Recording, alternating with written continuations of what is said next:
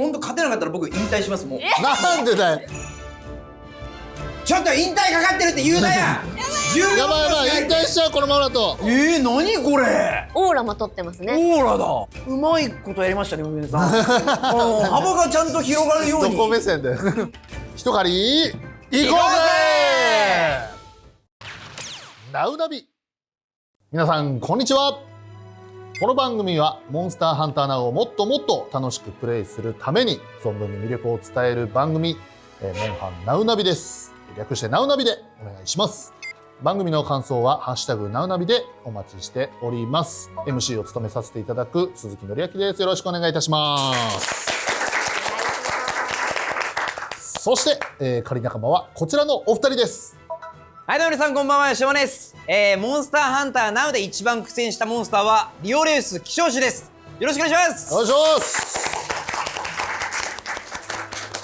はい、石田遥です。私はモンハンプレイ経験があまりないんですが、初心者としてモンハンナウを楽しんで勉強していけたらなと思います。よろしくお願いします。はい、よろしくお願いします。はい、ということで改めましてモンスターハンターナウはですね、2023年からサービスが開始されたスマホゲームでございます。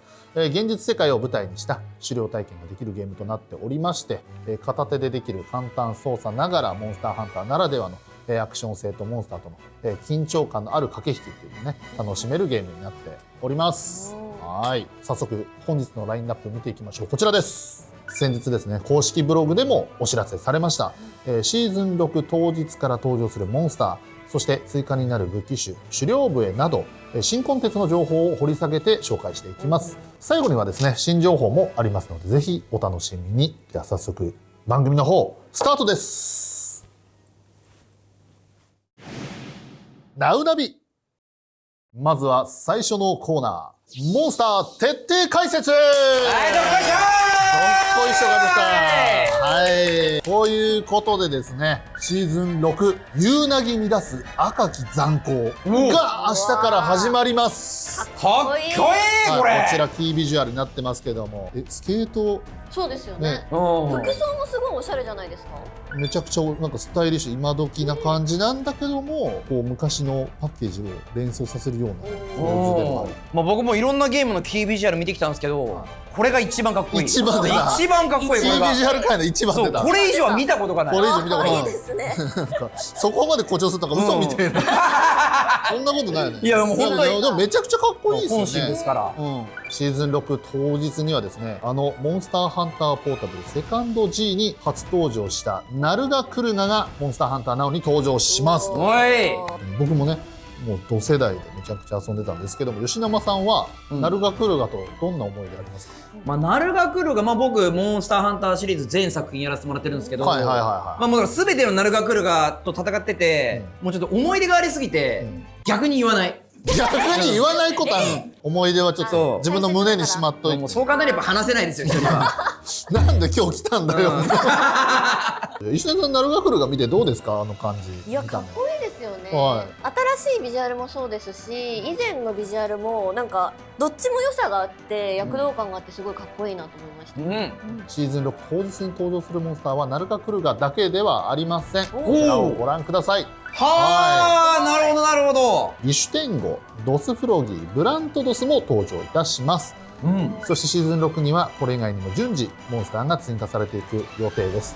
7月には固粒種、8月には亜種が登場することがロードマップで発表されております。お楽しみに。どんどん楽しみが続きますね。そうなんです。まずはね、ナルガクルガについて、より詳しく見ていきましょう。ナルガクルガといえばの特徴こちらです。まず動きがね、もうとにかく俊敏で、もうすごい強いもう跳躍力を生かした攻撃、そしてあとやっぱり特徴といえば、リーチがね長い尻尾、これを使った広範囲攻撃、そしてなんといってもこの眼光がね、この目の光が赤く尾を引くというのが一つすごくナルガクルガの特徴なのかなというところでございます。今回モンスターハンターナウではどのような攻撃をしていくのかというところを、皆さんと一緒に見ていきましょう。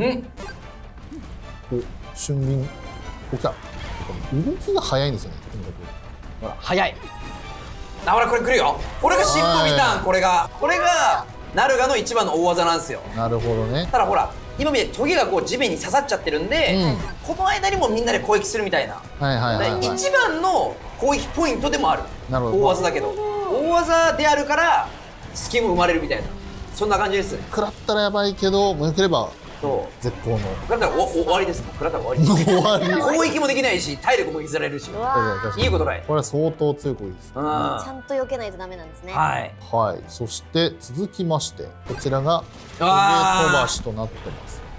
まあガンナーもちょっと恐れおののく。そうですね。結構もうレンジのあるね攻撃になってます。残ってるトゲ踏んでも裂傷状態になってしまうんで、はい、そうなんですよね。で続きましてこれ、来た。目が。このナルガクルガといえばですけれども、これ怒り状態ですね。はい。で目に線が入るようになって、はい。これねこの状態がめちゃくちゃナルガクルガらしい2回という感じでございます。はい。尻尾ビターンがあれ大技でもすごい強いんですけど、それゆえに予備動作が長いんでジャスト回避してそのまま攻めるみたいな、僕はちょっとそういう立ち回りでいきたいですね。なるほどなるほど。やっぱ動き早いんでやっぱこう攻撃のチャンスをね、こう積極的に狙っていきたいですね。逃したらあかん。逃したらあかん。逃したらあかん。攻略のポイントの方もちょっと見ていきましょうか。はいはい、こちらのスライドです。攻略のポイントとなってくる弱点属性は雷属性となっております。このように動きが本当に速くて、V 破壊しづらそうなナルガクルガなんですけれども、V 破壊できるのは頭、そして左右の陣翼で尻尾の4箇所となっています。尻尾はですね切断のみという風になってるんです。はい。やっぱベリウロスもティガレックスもそうなんですけど、腕ナルガクルガ陣翼っていうんですけど、そこ破壊するとダウン取れるんで、最初は動きを止めるという意味でも陣翼破壊するのがいいのかなって思いますね。破壊して転倒してる間に尻尾を狙うみたいな。でも素早いからこそ狙うの難しそうだなって。やっぱそうなってくると麻痺がすごい有効なんですよ、そこでね。なるほどなるほどね。何でも聞いてください僕に。モンハン博士なんでね。頼もしいわ。任せてくださいよ。頼もしいわやっぱ吉永さんは。でちなみになんですけど、吉永さん的にこのナルガクルガに対してこれ良さそうだなって思うなんかこう装備とかなんかスキルとかっていうのはありますか？さっき言った麻痺もそうですけど、やっぱ打撃武器でスタンを取って動きを止める。もう絶対動き止めるのが一番強い。であとは裂傷使ってくるんで、もちろん裂傷耐性をつけるとか、あとは破壊王ですかね。さっきの話に戻るんですけど、やっぱ陣翼を攻撃して転倒させると。で破壊王をつけると V 破壊しやすくなるんで、より転倒しやすくさせられると。でそこで4人で一気に攻撃する。これ必勝パターンです。必勝パターン。はい。いただきました必勝パターン。ありがとうございます。今日の必勝パターン出ました。今日の必勝パターン出ました。ありがとうございます。ということで早速ですね、今からナルガクルガ討伐に挑戦していきましょう。やばい。いきなり来ましたね。足引っ張らないように頑張ります。ナウナビ。さあそれではプレイの準備ができたそうなので早速やっていきましょう。はい。これ私のビジュアル見てください。めちゃくちゃ可愛くないですか？めちゃくちゃなんかすごいカジュアルな、すごいストリートな重ね着。シーズン6のキービジュアルのさっきストリートで可愛いですねっていう。なるほどなるほど。そうなんです。可愛すぎる。はい。でこちらの重ね着はシーズン6のアップデート記念特典となっておりまして、配布期間中にモンハンナウをプレイすると支給品としてもらうことができます。はい。かわいい。で僕はねこんな感じなんですけども、なんかこれね本当これもう俺そのものっていうか、もうどっちが乗れるか分かんない。いや分かるだろ。どっちこれ？どっちこれ？それは出来良すぎるだろ。マジ分かんない。いやでもほとんどもう僕ですよこれ。半ズボンに柄シャツにサンダルはもうほぼ俺。この水色の帽子も多分俺も被ってるもんこれ。そうなの。被ってる。こんな重ね着でですね挑戦していくのは星8のナルガクルガとなっております。はい。それぞれの武器はですね今回スタッフさんとも打ち合わせしまして、使いたい武器種で選んでみました。グレードは7の1です。でその狩猟に挑戦するのはなんと僕とそして石田さん、吉永さんは解説でお願いいたします。石田さんの装備はライトボウガンにしました。いろいろ相談したんですけど、キリンのライトボウガン幻獣術なんですけど、雷属性の攻撃に加えて麻痺属性、先ほど吉野さんおっしゃってた麻痺がついてるので、それでナルガクルガの動きを止めてのりあきさんをサポートしたいと思います。はいはいはい。いや完璧完璧です。完璧です、よかった。もうサポートちょっとお願いしますマジで。はい、頑張ります。前回ちょっと僕かなりやばかったんで。あ、そうなんですか。かなりのりあきさんも足引っ張りでしかなかったんですよ前回本当に。かなり足引っ張ったんですけども、いや今日マジでいけます。マジでいけます。ちょっとねちょっと打ち合わせで相談して、のりあきさんにはちょっと体験早かった。ちょっと早かった。やっぱちょっとねこう隙がね大振りな分ちょっと隙も多いです。そうね、ちょっと難しい武器ではあるんでね。はい、今回は僕が双剣を使ってみたいと思います。で今回使っていくのはラージャンの双剣で東進機大竹丸を使ってですね、とにかくもう火力重視で雷属性強化を中心に組んだ装備になってます。はい。装備はかなりいいとは思うんですけど、まあそうですね。吉野さんアドバイスお願いします。まあもう本当勝てなかったら僕引退しますもう。なんでだよ。嘘、ちょっと。あ、かかってんの。2人が勝てなかったら僕なお引退するんで。なんでだよ。本当にもうそれぐらいの気持ちで頑張ってください。じゃあアドバイスくれよ。絶対に負けないでください。アドバイスじゃなくて覚悟じゃん。じゃあもう精神的なもうやっぱ人は追い込まれるのが一番強いんで。ああ、なるほど。追い込んで。お願いします本当に。じゃあ吉野さんの引退をかけた準備で大丈夫ですかね。はい、大丈夫です。いきますか。じゃあ僕が一狩りで聞くんで行こうぜ。ちょっともらってもいいですか。わかりました。いきますよ。はい。一狩り行こうぜ。まず人欲から破壊した方がいいかな。そうなんだよね。動きが早いんで。あ、ナイスじゃん、人狩り上手。そうもう SP 技使ってもいいですよ、スペシャル技。そうね。一旦ああ、決まった4314。あ、のり焼きも一旦尻尾に行って尻尾ダメージ入った。そうで尻尾切れるとね、あ、目が光ってます。こいつこれ怒り状態です。石田さんから狙われて賢い。やばいやばいやばい。早いよこれ。一回避けてお、ナイス殴って上手だけど早いな本当に。あーっと大丈夫、まだ回復薬で一旦蘇生して、うわー、列車乗り上げが列車になったけど、一旦止まってそう3秒間ぐらい止まると列車一応回復するんで、よしよしまあ好きあれば。ただちょっと引退かかってるって言うなや。14秒しやばいやばかないって。い引退しちゃうこのままだと。人欲壊して、人欲を鬼人か鬼人か。もう時すでに落としてたよこれ。もう今更人欲壊してもちょっとでやばいやばい。ちょっと待ってちょっと待っておい、本当に負けるかい。負けると思ってなかったよほら。すいませんでした。すいません。引退。すいません引退引した。退です僕。なんで俺公式番組で引退しなきゃいけないの。だってもっとアドバイス欲しかったですよ。アドバイスが足りないから。人欲狙ってって言ってたんですけどね。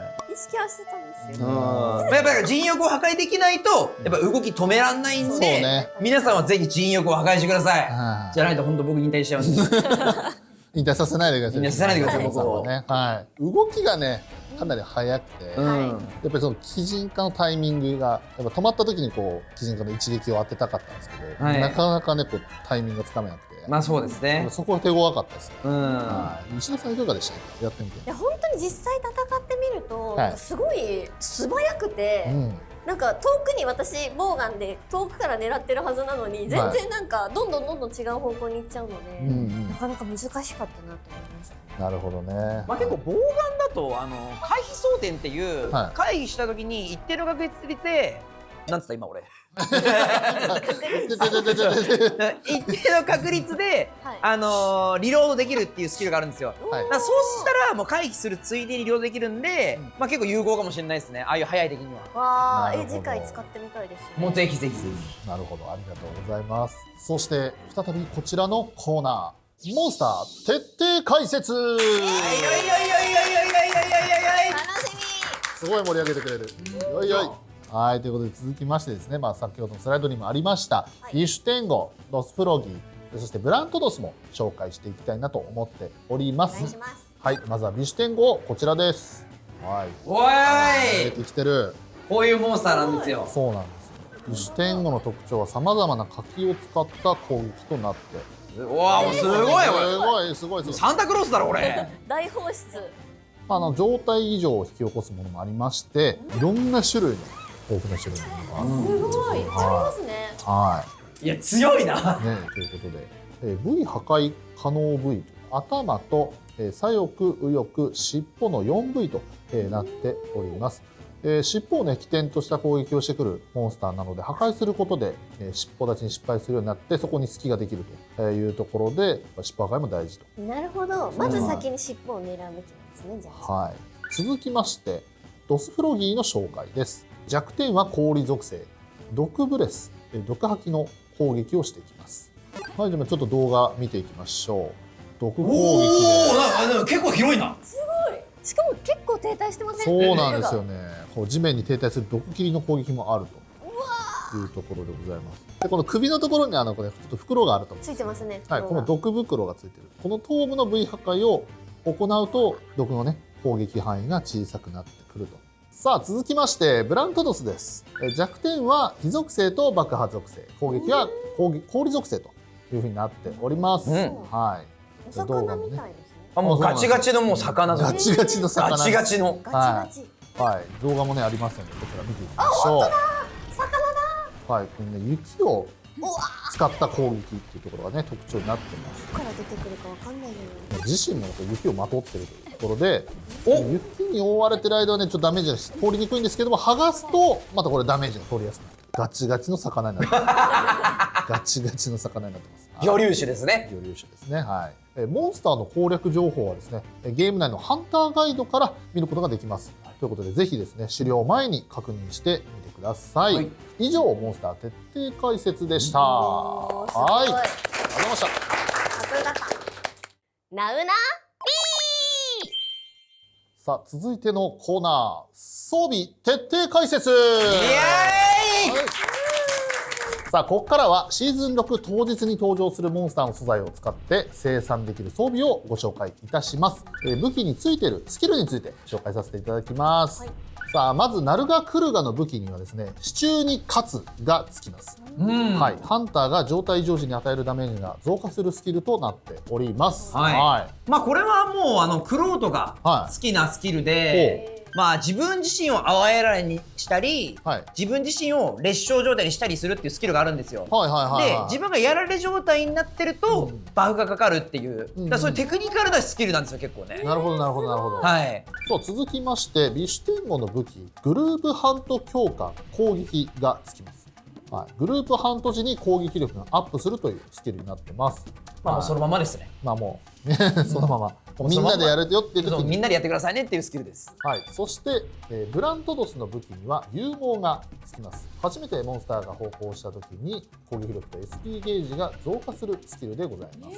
はい。まあもうこれもシンプルなスキルですよね。はいはいはい。攻撃力上がって、で最強技の SP ゲージがたまるっていう。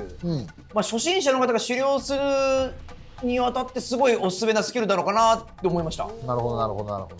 最後、ドスフロギーの武器にはですね、弓以外はロックオンと、そして弓には集中が、つきます。ロックオンは近接武器で狩猟中、ロックオンボタンが表示されて、モンスターの部位をロックオンできるようになるスキルになっております。集中はため攻撃の時間を短縮、そしてタッチ、スラッシュアックス、チャージアックスのゲージ上昇率を増加するスキルになっております。はい。ロックオンは、まあ僕個人では、もうモンスターハンターの中で最も必要なスキルだと思ってて、まあどこか V 破壊する時とかロックオンして破壊するんで、ドスフロギー自身もそんな上級のモンスターではないんで、まずはドスフロギー買ってロックオンの装備を作るのがいいんじゃないかなと思います。ああ、なるほどですね。さあ続きまして防具はこちら。はい、こちらになっておりますね。どうですか、石田さん、なんかこの中でと気になる装備ありますか？ビステンゴがカラフルで可愛いなと思いました。確かにめちゃくちゃ可愛い。しかもなんかちょっとモフモフしてそうな感じで、あったかそう。あったかそうですね。確かに確かに。吉永さんどうですか？いや、まあドスフロギーのカーボーイ感もすごいんですけど、まあよく僕の気に入りはちょっとブランドロスですかね。ブランドロス。かなりヘルムは攻めてるんですけど、胴体とか西洋の鎧が僕大好きなんで、かなり好きですね。鎧感はかなり強い。確かに。思いますねこれね。はい、ありがとうございます。これらの防具で登場する新しいスキルが4つ登場いたします。はい、まずナルカクルガの防具につく状態異常蓄積時威力アップです。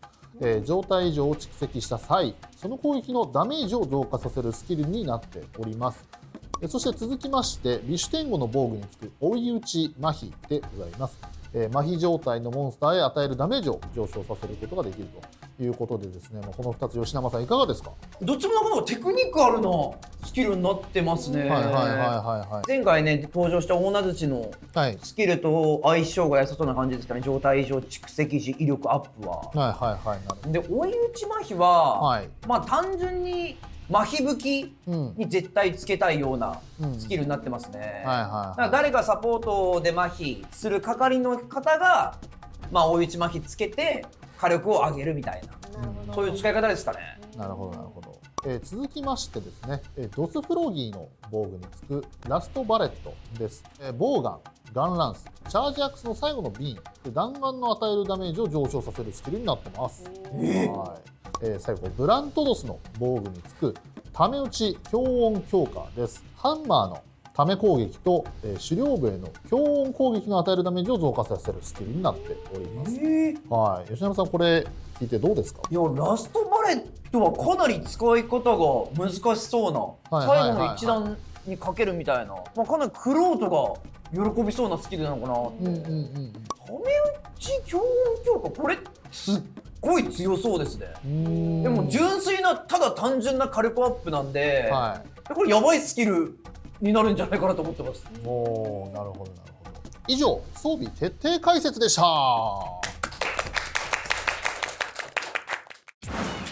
ナウナビ。さあ続いてのコーナー、狩猟笛徹底解説。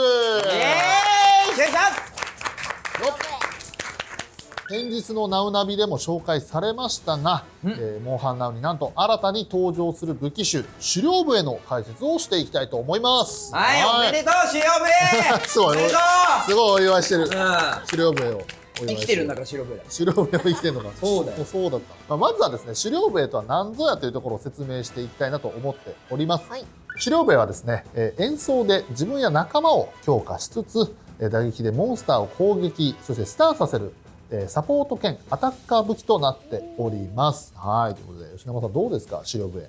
まあ狩猟笛は考えることが多いんですけど、そこが魅力というか、まあスタンさせたり、演奏を吹くことによって、味方にバフをかけたりっていうテクニカルにやりたいなって人におすすめの武器かなって思いますね。すごい弾いてくれてありがとうございます。説明しながらすごい弾いてくれてありがとうございますね。やっぱりやり込みがいがあるいい武器。そうですよ。熱心なファンの方が本当に多い武器で、カリピストって呼ばれてるんですよ。もう名前もついてるんですよ。名前もついてるんですよ。模範界隈だから。なるほど。でもすごく愛されている武器ということでございますけれども、こちら狩猟笛モンハンナウでの特徴はですね、音符を揃える攻撃をするとバフをかけられる。そして強音攻撃や SP スキルでそのバフを味方にもかけられるというところでございます。はい、動画もあるのでちょっと見ていきましょう。基本的な操作はタップと長押しです。青い音色はタップで、そして赤い音色は長押しで出ます。で攻撃するとですね、音色が増えていきまして、それらを指定された掛け合わせにできれば特別なバフ戦慄が発動します。はい、戦慄の発動状況を見極めながらタップ長押しのどちらを行うかを選びながら叩けると狩猟笛クロートとなってます。これ下のところがなんか楽譜みたいになってるのが、下が自分の出した音色ですね。で真ん中のこの笛のマークがこれ3つあるんですけど、これはそれを奏でられるとこの赤くこう笛が笛マークに狩猟笛マークが点灯している。なんかナウならではになってますね。発動できる戦慄の効果はですね、1つの武器に3種類あるんですけども、今この画面の真ん中にあるのがこれ3つあると思うんです。青青と赤赤と青青赤青の3つになってるんですけども、こちらが下の3つの戦慄になっています。で今回ね狩猟笛たくさん登場するんですけども、どんなものがあるのか3つの戦慄をピックアップして紹介していきます。まずはですね、攻撃力アップです。武器の攻撃力ねも上昇させるものなんですけども、どんな場面でも本当にとにかく使いやすいというところで、こちら小と大がありまして、効果の大きさがそれぞれ違います。で効果量が多い台が強いんですけれども、その代わり発動するためのちょっと音符のね並びが難しくなってるというふうになってます。はい、こんな感じなんですよ。吉山さんどうですか今の見て。そうですね、攻撃力アップ台ってもう本当に相当火力が上がる戦率なんで、バフなんで、攻撃力アップを味方全員にバフかけました、でその攻撃力上がった状態で全員で SP スキルを使ったらもうとんでもない火力が出るんじゃないかなっていう、そういう使い方がいいと思いました。なるほどなるほど。じゃあもうみんなタイミング合わせてね使っていきたいですね。ありがとうございます。続きまして聴覚保護です。こちらも効果のショート台に応じまして、モンスターの方向を無効にすることができます。こちらどうですか吉野さん。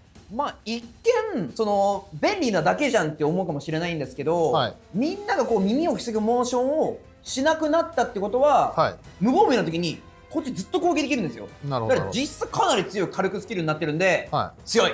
なるほど。ありがとうございます。かなりチャンスが生まれるということですね。はい、ありがとうございます。続きまして公衆衝撃波、戦慄の効果の中で唯一攻撃判定のある追撃を発生させる戦慄になっております。こちらはどうでしょうか。一部のモンスターの一部アクション中に当てることで、モンスターをダウンさせることができるっていう、なんか特殊効果があるみたいで、それ使っていきたいですね。まだちょっとどういったあれなのかわからないんですけども、どのモンスターなのかどのアクションなのかっていうのを探っていくのもね、これ面白い。これ楽しみですね。で今紹介したね戦慄いろいろありますけども、各種狩猟弁どの戦慄がつくかっていうのはですね、明日のリリースをお楽しみにというふうになっております。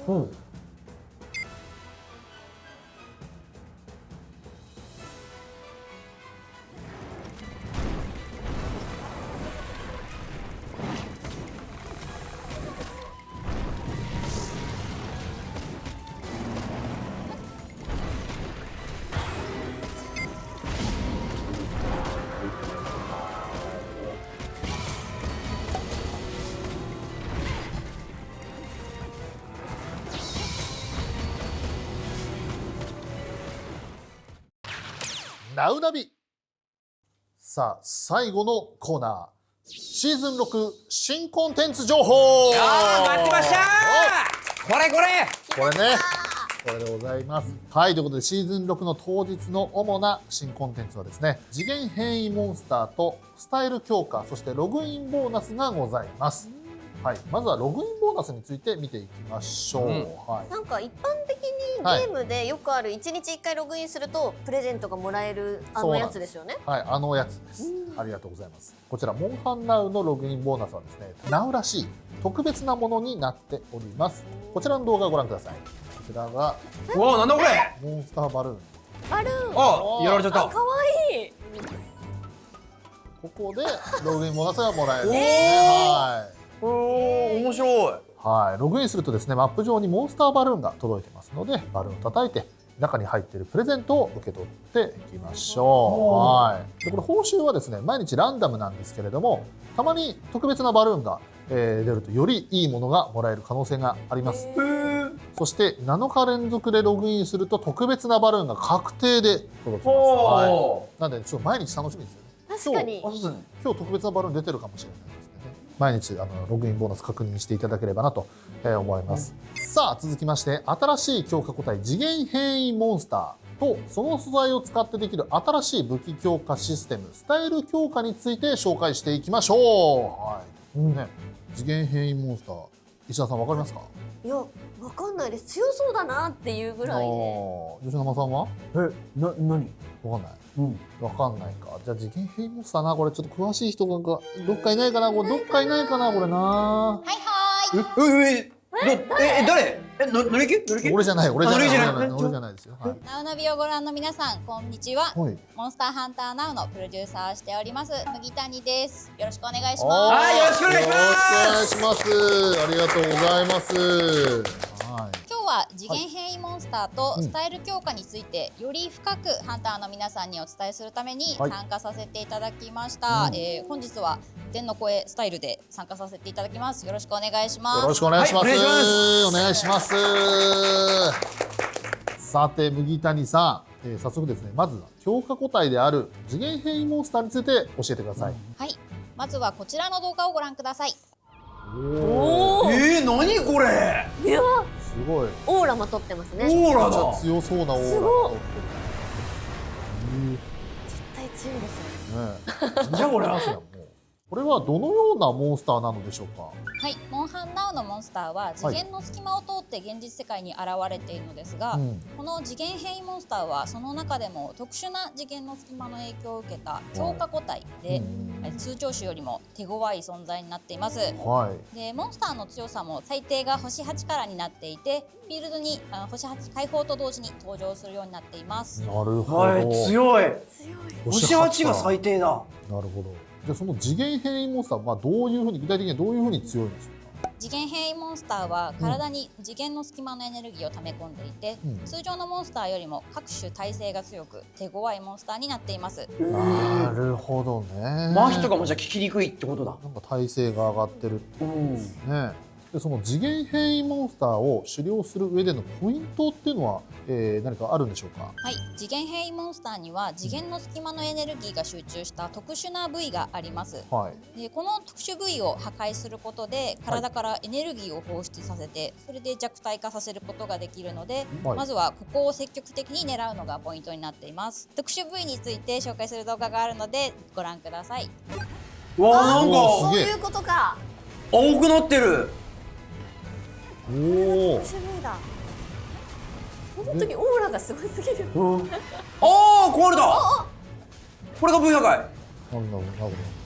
なるほど。ありがとうございます。はい、ということでシーズン6当日では一部のモンスターが次元変異モンスターとして登場するんですよね。シーズン6で登場する次元変異モンスターは6種類になっています。ボルボロス、トビカガチ、ジュラトドス、アンジャナフ、リオレイヤ、ベリオロスです。なるほど。これは次元変異モンスターの種類っていうのは今後も増えていくんでしょうか。はい、もちろんモンスターの種類は今後も追加予定です。お楽しみにお待ちください。はい。そして新しい強化システムがあるんですよね。スタイル強化という新しい武器の育成システムが入ります。このスタイル強化はある程度強化が進んだ武器を自分好みにカスタマイズできる成長要素になっています。このスタイル強化には大きく2つの要素があります。まず1つ目はステータスの強化です。素材を消費することでグレード8以上の武器のステータスをさらに上げることができます。そして2つ目は武器のアクションや立ち回りが変化するスタイルの変更ができるようになるという点です。各武器種ごとに2つのスタイルが追加されまして、その中から1つ選択できるようになります。なるほどね。まあ現状武器ってグレード10の5まであったんですけど、だから10の6もしくは11が来るのかなと思ったら、これ別軸の強化なんですね。確かにもうずっと僕もタチをね、振り回しても何年もやってたんで、そろそろ何か欲しいなと思ってたんですよ。でもまさか2種類も来ちゃうんだ。今回のスタイル強化では武器の魅力や遊びを広げることを目指しております。このスタイル強化を通じてさらにモンハンナウのアクションを楽しんでもらえたらと思っています。なるほど。なるほど、面白そうですね、これはね。スタイル強化をするにはどうしたらいいでしょうか。はい、先ほどお伝えした1つ目の要素、ステータスを上げるにはその武器のモンスター素材が必要になります。例えばリオレイヤの片手剣クイーンレイピアをスタイル強化する場合はメスカリュウの鱗など通常種のリオレイヤ素材を使用します。ステータスを上げるには次元変異モンスターの素材は使用しません。次元変異モンスターの素材はどこで使うんですか。先ほどお伝えした2つ目の要素、スタイルの変更を行うのに次元変異モンスターの素材が必要になります。またそれだけでなく、今回新たに星9、星10モンスターの報酬に追加される専用素材も必要です。専用素材だ。星9、星10来たか。シーズン6ではですね、次元変異モンスターとして登場する6種のモンスターの武器がスタイル強化可能になっています。そしてスタイルの変更ができる武器種は片手剣、太刀、ライトボウガンの3種になっております。おーっとちょっとね、立ち使いなんで僕4属性立ち武器使ってるんでこれはかなり嬉しいですね。つまりですね、はいスタイルの変更は次元変異モンスターとして登場するモンスターの武器かつ片手剣、太刀、ライトボウガンの3種類が対象っていう形になります。なるほどね、はい。ただ他の武器種のスタイル追加ももちろん次元変異モンスターと同様に今後追加していく予定ですので今しばらくお待ちください。はいこれは嬉しいですね。はい。じゃあここからはですね、今回追加される片手剣と太刀、ライトボウガンの新たなスタイルについてちょっと詳しく紹介していただきましょう。まず通常時のアクションですね。ああもういつも僕がやってるやつ、いつもやってるやつ。よく外すんだよ終わり外れんだよ、でこちらが新しいスタイルのアクションです。おお居合だ。おー家庭用版でもある。おおい素晴らしい素晴らしい出ま素した。晴らしい。勝ち勢としては。いやもう最高に嬉しいですよ。こちらは太刀の居合というスタイルになっています。はい。居合はですね、長押しのアクションが変化して貯めることで強力な攻撃を与えられるスタイルになっています。一定量の連気ゲージを貯めた状態で長押しすると納刀して貯めることができるという形です。3段階まで貯めることができるんですが最大まで貯めると超強力な鬼人解放斬りを放つことができます。なるほど。はい。なるほどですね。刀をしまう間と、納刀中っていうところは攻撃を避けることができないんですがこのスキル早技があると納刀時間が短縮できるので非常に有利なスキルになっています。なるほど。これはフリックステップで回避し続けるってことができるんですか？いい質問ですね。はい、できるんですけれども、フリックをし続けるとステップ回避を連続できるんですが、ゲージがある間になるので、ゲージがなくなるとためがそこで終わってしまって、はいっていうところになるので、ゲージがある間だけためが継続される。で、フリックステップもできるっていうような形になります。なるほど、早技これはつけたいですね。はいはいはい、なるほど。かなり隙がない武器になってるなという感じがします。ありがとうございます。そしてタッチの2つ目のスタイルの紹介もお願いいたします。2つ目。はい、2つ目は鬼人無双斬りというスタイルです。はい、こちらはですね、連気ゲージが赤くなっている強化状態の時のタップコンボが変化して強力な連撃を行えるスタイルになっています。通常時のタップコンボはシンプルになるんですけれども、その分連気ゲージが強化状態の時は鬼人無双斬りが入るなどタップコンボが非常に強力になります。はい、なるほど。これ通常攻撃は弱くなっちゃうんですけど強化されてる時はすぐ火力が上がるっていう認識ですか？連気ゲージを切らさず強化状態を維持して戦うことで、ずっと強い攻撃ができるっていうようなスタイルになります。なるほど。なるほどなるほど。SP スキルを打った後は一定時間連気ゲージが時間経過で増えていくので、強化状態を維持しやすくすることができます。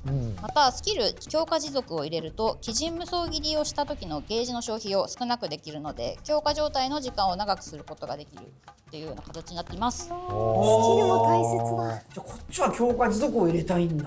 幅広がりましたね。これ面白いですね、本当にね。さあ続きまして片手剣のスタイル紹介もお願いします。片手剣のスタイル1つ目はうがち切りです。こちらはタップコンボが剣主体の攻撃になりまして斬撃に特化したスタイルです。剣での攻撃など手数が増えるので尻尾を V 破壊したり状態上などもさせやすいスタイルです。なるほど。これはあれですね、縦攻撃がなくなったんで、片手剣でかなり尻尾が切りやすくなるみたいな印象ですね。斬撃がかなり増えてるっていうことですよね。どうしてもやっぱタップしてると縦のコンボが今まで従来まではあったんで、これあれですよね、毒属性の武器使ってますけどこれ手数がやっぱ多いっていうところもあって状態異常させやすいっていうね、一つメリットなのかな。かなり多いですよね。はい、状態異常もすごく蓄積しやすくなるかなと思います。はい。もう一つのスタイルが、ジャストラッシュというスタイルになります。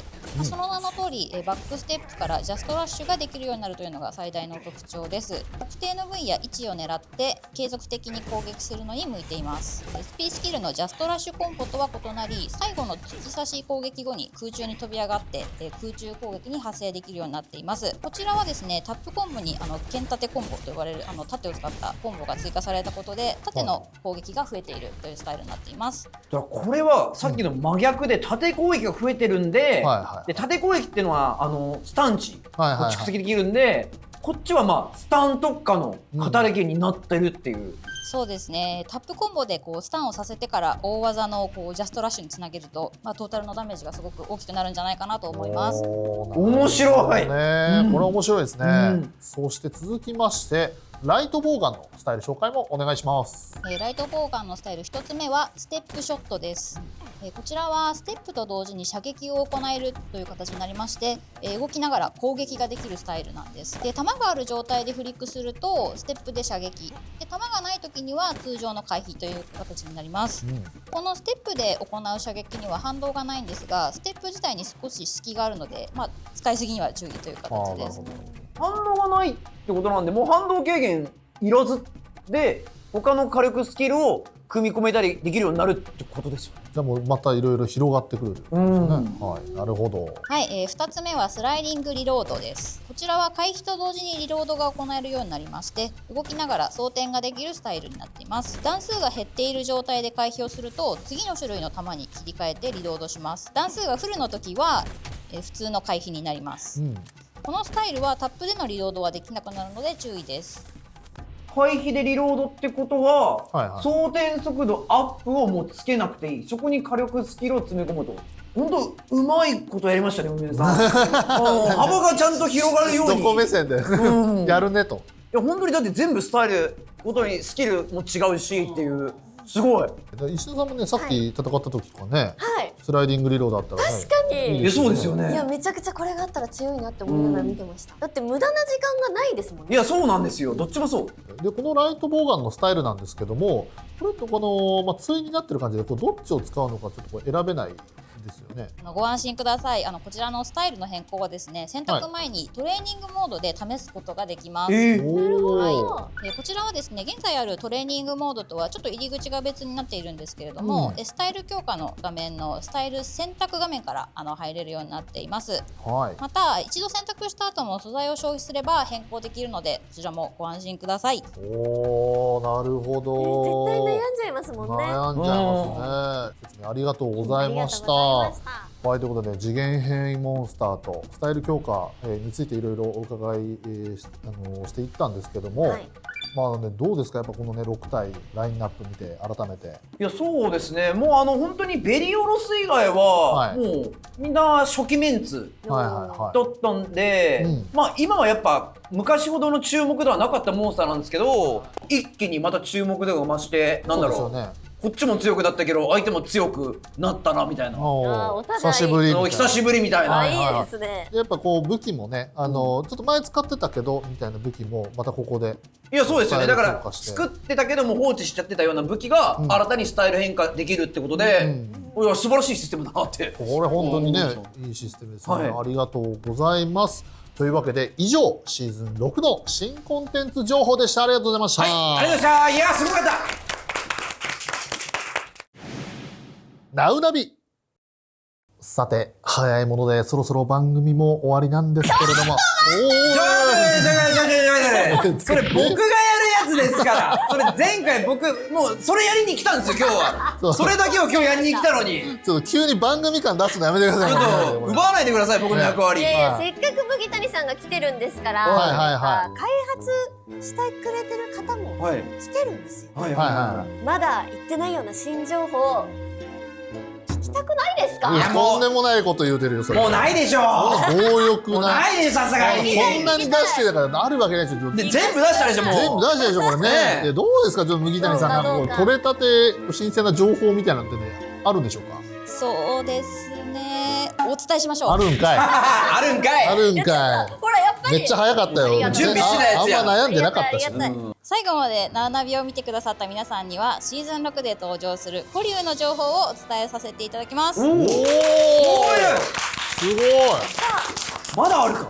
はい、シーズン6では7月に、古竜種が登場するっていうところは以前も告知をさせていただいたんですが、今日はその古竜の鳴き声を持ってきました。鳴き声を来ましたね今回も。前回もねクイズがありましたからね。では準備はいいですか？7月に登場する古竜種の鳴き声お聞きください。こちらです。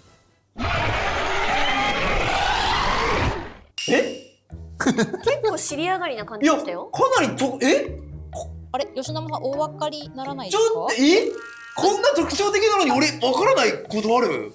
じゃあ、これはねもう一回行きましょうか。もう一回お願いします。はい、じゃあもう一度どうぞ、こちらです。いないっすね。いいるよ。やこんなモンスターはいない。いるって。いや、まあちょっとここはそうですね。吉生さん、答えぜひ言っていただいて。1問目ですから言ってください。まあこれクイズなんで、バチッと当ててもらって一応今回こんなものも用意されてますんで。何それ？そうだろ？こんなものも用意されてますんで。あ、そうなんですか。僕が僕が正解してますんで。あ、わかりました。そう吉生さんちょっと当ててみてください。どのモンスターなのか。いやこれ多分あれだな、純粋な声じゃないな。純粋な声じゃない。他のブワーっていうその風みたいな音が本来ゲームだとあると見た。で、バルハザク。正解いきますね。はい合ってるかどうか。はい。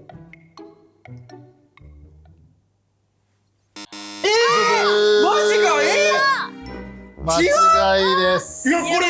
皆さんの表情見てください。ただ目の前に十何人かいますけども、なんか全員落胆してますね。あーってね。1問目外した。ちょっと正直想像もついてないです今。生まれた時から生まれた時からやってる男吉生が PSP 握りしめながら生まれてきたんでこうやって。ヒントとかももらえないんですか？すみません、負けた時の流れがなかった。どうする？誰が信じてた。信じてた。辛い。これちょっと本当にヒントいただけないでしょうか？ヒントください。ヒントください。そうですか、そうですね。石田さんに言われたら、そうですね。ヒントはいお出ししましょう。ですね、この固有種の、攻撃属性は水属性になっています。ああ。はい、じゃあちょっとその情報も込みでもう一回鳴き声流します。ああ、わかりました。お、わかった。そうか。わかりましたか。では吉生さん答えお願いします。俺大好きなモンスターだ。メロメール。正解は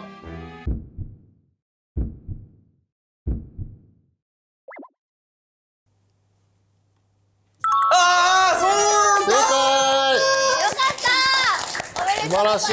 よかった。引退かかってましたから今。あ、引退が入った。これも。またそう撤回された引退がまた引退に変わるそうなんだ。よかったよ。うわ、大好きなモンスターなのに悔しい、すごく。一発で当てられなかったので、でもちゃんとねヒントもらって。なんとかもう水がもうだいぶいないんでね。水のコリュっていうのは。そうですよね。そこでギュッと絞られてると思います。さらにお、今日はもう一つお伝えしたいことがあります。なんだ？レロミエールが登場する有料イベント、モンハンナウサマーハント2025が7月26、27の2日間で開催決定です。おお。お知らせすごいの来た。詳細は後日公式ブログやゲーム内のお知らせでお伝えさせていただきます。皆さん7月26、27の2日間開けておいてください。よろしくお願いします。はい、よろしくお願いします。カレンダー開けててください。なるほど、ありがとうございます。麦谷さん、改めてありがとうございました。ありがとうございました。以上、新情報のコーナーでした。ありがとうございました。はい、ありがとうございました。はい、というわけで、そろそろエンディングのお時間です。というわけで、石田さん、今日の番組いかがでしたか？そうですね。モンハン初心者なのに、モンハンナウに呼んでいただいて大丈夫かなってすごい心配だったんですけど、でもこの収録を通してすごい楽しい時間でしたし、ナウスキルも上がったなと思いますし、自分自身散歩するのがすごい好きなので、いろんなところで狩りできたらいいなと思いましたし、このモンハンナウの世界観というか、この一般世界にモンスターが入り込んできたっていうのが、なんかすごい面白いなって改めてゲーム性に対しても思いましたし、いろんなお知らせ聞けてすごい嬉しい時間でした。ありがとうございました。ありがとうございました。やっぱりね、初心者の人が手軽にアクションを楽しめるっていうのはね、モンハンナウのいいところでございます。ありがとうございます。さあ、そして続いて吉生さんいかがでしたか？はい、新情報多すぎません今日。すごい。すごいなと思って。量がすごい。こんな量出るんだと思って、モンハンナウ始まったなと思いました。もう始まったよね。もうさらに始まった。以上です。短いな。まあもうとんでもないアップデートでね、楽しみですね。ありがとうございます。そして麦谷さん。はい、本日はご視聴いただき皆さんありがとうございました、というところとスタジオの皆さんも盛り上げていただいてありがとうございました。ありがとうございます。今回の配信ではシーズン6当日の情報を中心にお伝えさせていただいたんですが、シーズン6は7月8月もイベントなどで盛り上げていきたいと思ってます。でこれからも開発チーム一同ハンターの皆様に楽しんでいただけるものを提供してまいりたいと思ってますので、まずは明日からのシーズン6お楽しみください。はい、ありがとうございます。はい、ということでですね、シーズン6はですね、日本時間で明日の9時から始まります。視聴者の皆さんも今日の攻略情報をもとに楽しんでいただければなと思います。ということで番組の感想はなおナビでお待ちしております。お願いします。お願いします。詳細は動画概要欄をチェックしてみてください。はい、ね、この辺出てるかもしれないですね。ここまでご視聴いただき本当にありがとうございました。今後もね、お役立ち情報をお届けしていきますので、チャンネル登録の方もよろしくお願いいたします。じゃあいきますよ。それでは皆さん、さようなら。ナウナビー。ナウナビー。うまい。